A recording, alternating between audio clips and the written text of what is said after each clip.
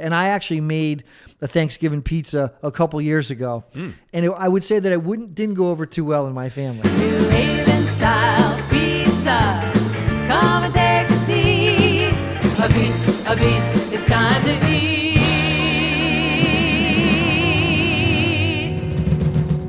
Charred, New Haven Pizza Show, episode 22. 22, baby, 22. It is Black Friday. When this comes out, we're post-Thanksgiving. We're all full from Thanksgiving dinner, Frank. Well, I've been full from all year, but Going out doing our shopping on Black Friday. I don't think anyone does that anymore, right? They just do it online. Right from the chair. Yeah, exactly. But to start off this episode, since Thanksgiving was yesterday, there was this video. You talked about this a couple episodes ago, and there's a video that's going viral now of this pizza place making a Thanksgiving pizza. So it's all the Thanksgiving sort of ingredients on top of the pizza. I know you said you had one. Was it at the Pizza Expo? So, yeah, it was at International Pizza Expo, but it was actually a calzone. Oh, so it wasn't an actual pizza. Which a lot of people don't realize. Basically, a calzone is a pizza rolled up in half. Or placed in half. Yeah. But it had amazing flavor to it. And I actually made a Thanksgiving pizza a couple years ago. And I would say that it didn't go over too well in my family. Take us through how you made it, though. So so did you pre-bake the dough, and then what was the sauce? So I didn't pre-bake the dough. Really what I did was I made it just like a regular pizza. So I stretched the dough, put it on my peel. I used the gravy as the cheese. Okay. So I put that down second. And then I had, leftover stuff or stuff after dinner because I made this for our second dinner of Thanksgiving. I took a bunch of turkey pieces and I put them all over the pizza. Was there actual tomato sauce, though? No tomato sauce. Okay, so just gravy first. The gravy was the sauce. Okay, gravy was the sauce. Okay. Yeah, gravy was the sauce. And then I put the turkey, stuffing. Yep. I think I put some corn on it.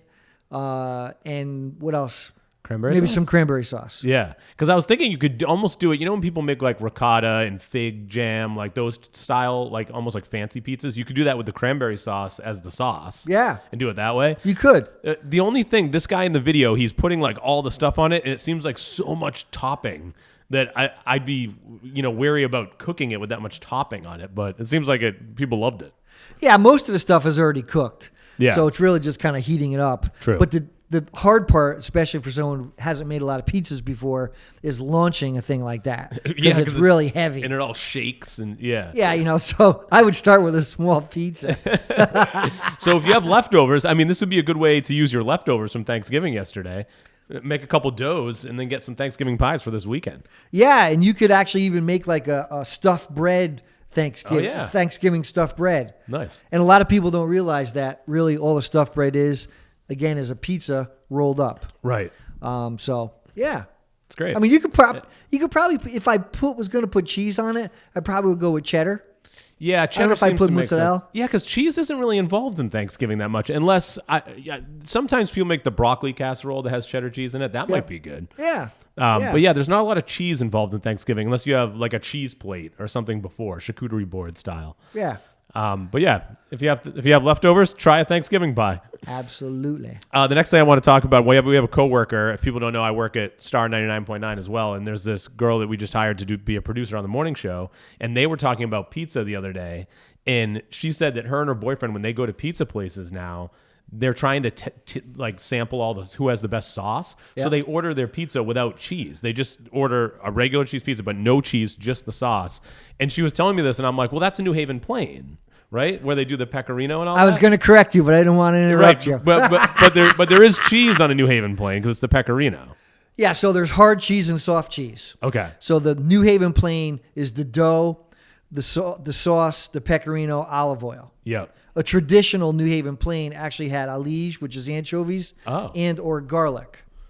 Okay. But for the most part, a New Haven plain doesn't really have any toppings. So yeah, a New Haven plain or any pizza that doesn't have even cheese on it, soft cheese, mozzarella, low moisture whole milk, you can't hide. Now, she said that they go and they order this. What are your thoughts about ordering a pizza with just sauce for the purpose of tasting the sauce? So I think it's a really good idea. I think the problem you're going into is a lot of the places with newer servers and things, you have to actually explain to them. They're not going to get it, yeah. They're not going to get it because everywhere in the whole world, you order a plain pizza, it's going to have mozzarella on it. Right. So you have to explain to them, and more of the, I'll call traditional places, will ask you or tell you, it doesn't come with soft cheese or mozzarella. And so, yeah, I mean, I think the standard for people trying to kind of do their own review kind of thing is either a plain pie, no mozzarella, or just a cheese, which I know you like. Yeah, I like, my whole thing when I go to a new pizza place is to order their plain mozzarella like cheese. Just to get a base. There's no T in mozzarella, just so you know. What is it? Mozzarella. Mozzarella. So I'll order that at a new pizza place because even if they have specialty pies, because if they screw up a regular cheese pizza, then you know that they're not going to be able to make other ones. So I feel like that's a good base level. And if they have an unreal cheese pizza, I know that their other stuff's probably pretty good for the most part. Yeah, and I would say that's probably pretty true. And another thing I would add to that is just order a small. That's a good idea too. So you don't, in case you don't like it or whatever, you only have a little small and it's not a big deal. I don't think I've ever met a mozzarella that I don't like. Cheese pizza, I can't think of one cheese pizza that I've said, I don't like this cheese pizza.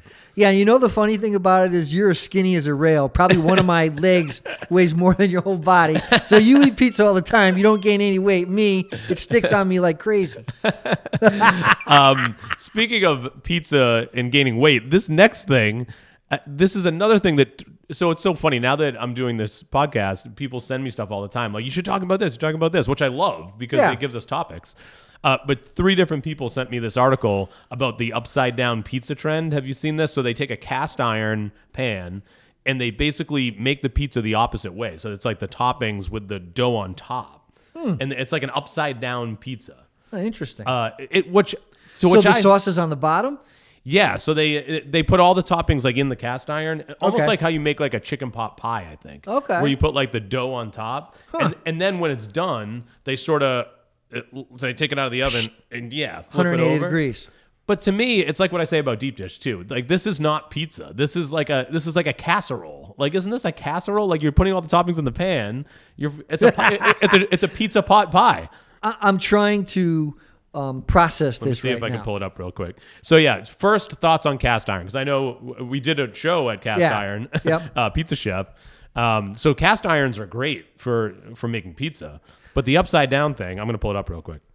Yeah, so cast iron, like Attilio from his pizza place in Seymour, we live in Milford, but we drive to Seymour, and I think he closed down because we had the flood, but I think he's open up pretty soon, or if not now. But I love the cast iron style of pizza. Yeah. But I've never heard of it upside down. Yeah. And I certainly would try it, but I don't know. I don't know. I think you'd lose some flavor. Okay, I'm going to hold this up. So he's putting the filling. Here, I'm showing the camera right now. So yeah, he's basically putting the sauce and the filling. Oh, so he does put the dough on the bottom of the pan. So he puts the dough on the bottom, puts everything in it, puts all the toppings. Yeah, so it's on top of the toppings right now. And then he takes it out and flips it. Yeah. So watch, he's gonna flip it. Ready? Yep. Flip. Boom. And then all the toppings are right there. So yeah, we'll share the video on our Instagram. But yeah, to me it's like a deep dish pizza. You know what I mean? Because that's what it actually looks like. You know, when he takes it out. Yeah. So I'm actually doing something pretty cool along the same lines of that. And so, the problem with me, and we had Mike Pollard on here last episode, and I could just tell he's like a super creative guy. Yeah. And I'm very creative, but I'm not an art person. Like, I can barely draw a stick figure. But so I had this idea, and I've had this idea for a while, to make, there's 2 pizzas that are really popular in Connecticut. Bar pie and Ah-Beetz, or New Haven style pizza. So I created this concept called Barbeetz. I love it. And it's a pan made New Haven style pizza / bar. So one of the things with bar pizza is that there's kind of this kind of charred brown cheese around the edge. Well, you're a big Colony guy, so I only have to tell you. Yeah. I love bar pies, and it's big where I grew up in Massachusetts, on the South Shore of Massachusetts. A lot of those places have bar style pizza. Yeah. So I got to have you check it out, but I'm developing that concept. And I think, like I've gotten, like with everything, somewhat that we do. You know, you're always going to get some, you know, like, oh, what are you doing that for? That's not New Haven style. And I'm like, yeah, but I'm not trying to make a New Haven style. Yeah, it's just like creativity. You're just right. Yeah. It's just something fun, something creative juices, and something might happen, something might not. But you know, we're going to see where that goes. Yeah, I love that. I can't wait to try it. That's gonna be awesome. Barbeetz. Barbeetz is just fun to say too. Yeah. Barbeetz. Exactly. I think that's gonna take off. That's fun. Well, we'll see. And you can teach how to make it in your pizza class. 100%. There's always a bottom line to me. Can I take the Barbeetz class, please? I'll take Tree Barbeetz. Tree. The next thing, this is another viral video that's going around, and it's in England, actually. And there's a pizza delivery guy, Domino's guy, and he's at the doorbell. And the dog at the house is barking like crazy, as dogs do when they hear a doorbell. And you can tell the look on his face. He's like getting ready to get the pizzas. And the minute he hears the first bark, he goes, and looks up, and you could tell, like, there's a dog here. He's terrified. Dog comes to the door. Guy goes to open the door to get his pizza, and the dog goes out first, and the guy immediately drops the entire order on the ground. Everything goes down, and the guy's like, oh, it's fine. He's not going to hurt you. And the guy's moving away, and the video is hilarious, but it really, if you're a pizza delivery guy, don't you have to sort of be okay with dogs? Like, most houses have a dog there. Yeah, I don't know. You know, I mean, we actually just got a new dog a couple weeks ago. Oh, yeah, His Char. name is Char, Connecticut's pizza pup. And I don't think anyone could be afraid of Char. He's adorable. No, Char will lick you to death. But he's this beautiful black lab. There's not an ounce of any other color on him. He's got paws the size of catcher's mitts. He's going to be a big guy, and we're definitely going to have him on the show. But back to your point. So I have a really quick, funny pizza delivery story. Okay. And I'm not particularly proud of it, but it is what it is. So I went to school, Eastern Connecticut State University, upstate Connecticut in Willimantic area. And, you know, everyone back there, we were all come from the same blue collar, middle class kind of background. Bottom line is we didn't have a ton of money. Yeah. So we came up with this system. And again, it's really kind of bad that a bunch of people would order a bunch of pizza from Domino's, because at that time, really, Domino's was the only thing that was up there. Mm-hmm. And we knew that they couldn't carry all of them at the same time, and they would have a bunch of different bags in the car. Yep. So we would watch when they pulled up, and they would deliver one bag, and then we would go and Run help ourselves to the other bags. Oh man, you had a whole little scheme going on. A little sneaky Frank. Yeah, well, I didn't come up with the idea. I just ate the pizza. Right. That's really funny. And I started to think when I saw this video, you know, how many delivery people are there still around? Because, you know, with the advent of Uber Eats and DoorDash and like all this stuff, our local places, I know there's a couple places in Milford, that's just because where I live, that have delivery people who work for the pizza place. Which I always try to do that instead of, number one, because those apps are like crazy expensive. Oh, yeah. It's almost the price of the order to use the app, right? The fee, yep. Once all the fees are there. And then also just to support the local business and the local delivery guys. But I was just wondering, is delivery still a thing, you know, a viable job for, you know, because it used to be, it was great for like high school kids, college kids. Yeah. I think actually, I don't know the numbers. If I had to guess, my guess would be probably only 20 or 30% are left from, I'll call it, pizzeria owners. Right. And I'll tell you why. And it makes a lot of sense. And if I owned the pizzeria, I probably would not have, you know, quote unquote, store pizzeria people, store pizza delivery people. Yeah. Because it's another person you got to worry about. And True. Generally speaking, not to say if you're a pizza delivery person that you're a bad person, but you know, they're not particularly the most reliable. So if you've got a pizza delivery person scheduled and they don't show up, and now you don't have pizza delivery, now it's more expense. It costs you more. So it's Friday night and it's 5:00, and yeah. I mean, as a pizzeria owner, you know, if you had a company, which obviously there's Lyft and Uber Eats. I don't know if Lyft delivers. I think it's like DoorDash, Uber Eats. There's a couple of them, yeah. But I mean, why would you not use those guys? Right. But you know, they take their vig too. Yeah, that's what I mean. The fees are insane. Yeah, they are insane. Sometimes, like, we're so hungry, we hit the buy button. But sometimes, like you said, I mean, it's been like $50 worth of food is now $75. Yeah. And it's like, I don't think I want it that bad. I always get so, like, in my head, I'm like, I get to that point and I'm like, this is just, I could just drive there. I could just go there, bring it back. But yeah, it's funny. We've had many of the same exact scenarios at our house. Okay, the next one that you want to talk about, Mike's Abate. Yes. The boot. So I'll talk about Mike's Ah-Beetz. So most people that watch this podcast, although we're trying to grow it, they're from Connecticut. So there's a really famous pizzeria in West Haven outside of Zupardi's called Mike's Ah-Beetz. Used to be a big part of Savin Rock. And I don't know if you're familiar with Savin Rock, but in West Haven, it used to have one of the biggest amusement parks in the whole country. Oh, wow. I didn't know that. Yeah, so that whole area down there by Jimmy's and Turks and everything was all, in West Haven High School, was all what they call Savin Rock. Long story short, I think Mike started at Savin Rock.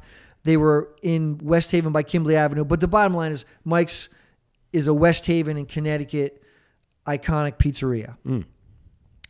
Unfortunately, the founder, Butch, passed away last week. Oh, wow. So condolences out to the Bonacore family. Yeah. But I have a real tie to Mike's. And quite honestly, I haven't gone there that much in my adult life.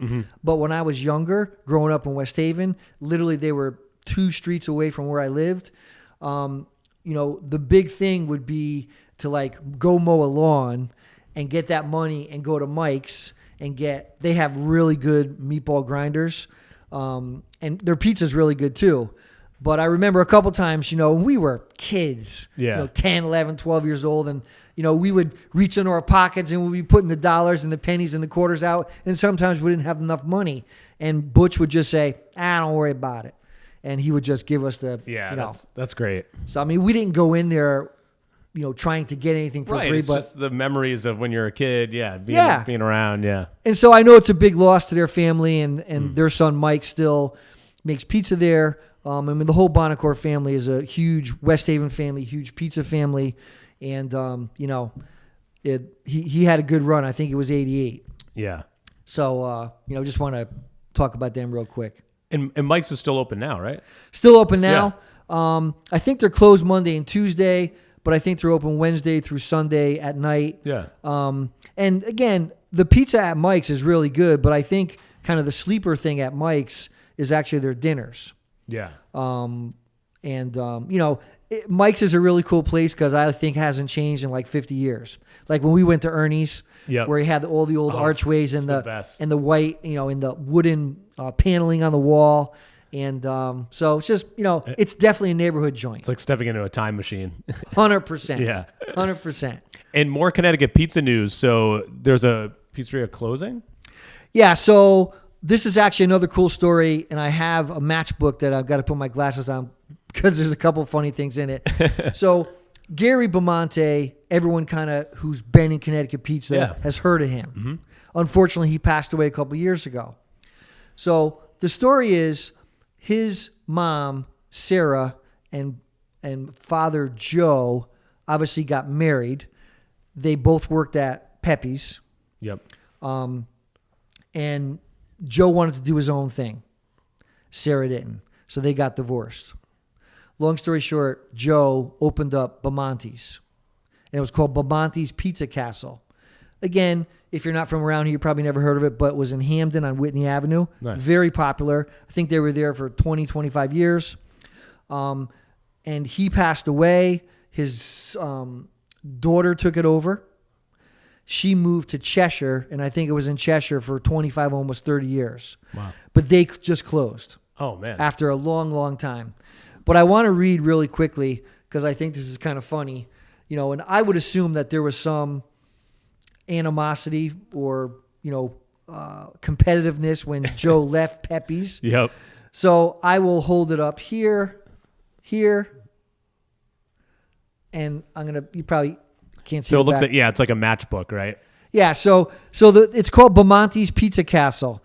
But on the back of it, it's kind of really funny because it says Mr. B is the originator of the following: the white clam pizza, the white pie, the spinach pie, and something called the special chopper. Now, I don't know what the chopper is, but, he's got pretty good you-know-whats to be putting on a matchbook that he's the originator, and maybe he was. Right. I would love to know the backstory on it. And then we have here, the tagline is, Bimonte is my name, and pizza is my fame. That's a great tagline. Oh, yeah. So that's really neat. This year was celebrating its 35th year of pizza, and I think this was in the 80s. But the bottom line is an iconic pizzeria that is no longer there, tied to Worcester Street, tied to Pepe's. I think there's been a lot of people that have come through a lot of those iconic pizzerias that have started their own thing. This thing looks like the 80s. Oh, yeah. This looks like classic 80s matchbook. Yeah. That's awesome. Yeah, it's pretty cool. All right, perfect. Before we wrap up, is there 2 other things you want to hit real quick? Yeah, so one thing I saw, which I found pretty interesting. So I don't know, it was probably about 4 or 5 years ago. There was a place in downtown New Haven called Ah-Beetz. Mm-hmm. And that's how it was AH, I think, hyphen BETS or Z. How you say it? Abate. Apizza. And so they had their own place, I believe, for a year or two, and then they closed. But I guess the family moved down to Florida. Oh. They opened up 2 places. They've got 2 more they're opening. But the thing I wanted to talk about was they actually are starting to franchise the name and the actual business model. The Abates? The Ah-Beetz. Yeah. So again, it's a lot of people think that Sally's and Pepe's franchised, and they didn't. Yeah. Franchise is a separate owner with the name and the concept. Right. So that's what they're doing. So I saw it. I'm like, oh, that's interesting. Good luck to them. And those are all in Florida, you said, all the locations? So they're in Florida now, but obviously the whole franchising thing is that they probably want to sell. I think they'd want to open one near New Haven just for the. Yeah, I don't know the deal. I don't know why they closed in New Haven. I probably should find out. But whatever. I guess my point was that it's the first company that I've seen that's tried to franchise New Haven style pizza throughout the country. Right. That's interesting. We'll see if it sort of takes off. Yeah. Yeah. I think it might. I mean, it'll be interesting to see, because the big challenge is always if you franchise it, how do you get the franchise owners to make it the style that the way that you want? Yeah. You sort of have to have like a playbook. Here's how you make the dough. Here's how you do this. Like you have to have people know that they have to take your class and then know how to make New Haven style pizza, and then bring that to Texas or California, wherever they franchise the locations to. Yeah, I don't know what their plans are, but obviously, exactly like you said, like Subway. I knew someone who was really high up in Subway that did the operation side. Yeah. And, they can only buy the meats from certain places. All the signs had to be the same. All the equipment had to be the same. They had super control over it. Yeah, that's the way you got to do it. I don't know how or what or if what's going to happen, with this Ah-Beetz. But yeah. I just thought it was cool, and I wish them the best of luck. Yeah. We'll have to keep an eye out if that comes out. Definitely. The last thing I want to talk about, which kind of makes me really sad, is on Worcester Street, there was a place called Abate. Mm-hmm. Yep. Which was literally right next to Libby's, which was right next to Pepe's. Pepe's, yep. So they had a fire about a year ago. They moved to North Haven, and I guess I just read that they were talking about rebuilding. And if I'm wrong, please correct me. But now I guess the owner of the property, because they didn't own the property, they're going to build apartments or condos or something. Oh, wow. So it's kind of like, it's a bummer. Man, Hopefully, maybe they can find another location, maybe? They've already have. Oh, they already have. Oh, okay. Yeah. But there was talk that they were going to go back to Worcester Street. Oh, back to Worcester Street, you're saying. I get it. Yeah. Yeah, so the old building, was demolished, and it's basically just a parking lot right now. And, it was just sad because I went there a couple times, and, it's like as I get older, I see a lot of the things that I grew up with that are just going away. It goes away. Well, luckily the Trinity is still intact. Trinity's still but intact. Yeah, it is tough when you start to see things, go away like that. That would have been neat if they were able to go back to the original spot. But but if the apartments go up, maybe you can, it would be funny to say you're living where Abate's used to be. And you never know. Maybe there'll be another spot in New Haven someday that they could open up at. Absolutely. All right, episode 22, that's a wrap. Thanks everyone for watching and listening. Make sure you follow on social, YouTube, all the podcast platforms, and we'll talk to you next time. Remember, it's not burnt. It's charred, baby. New Haven.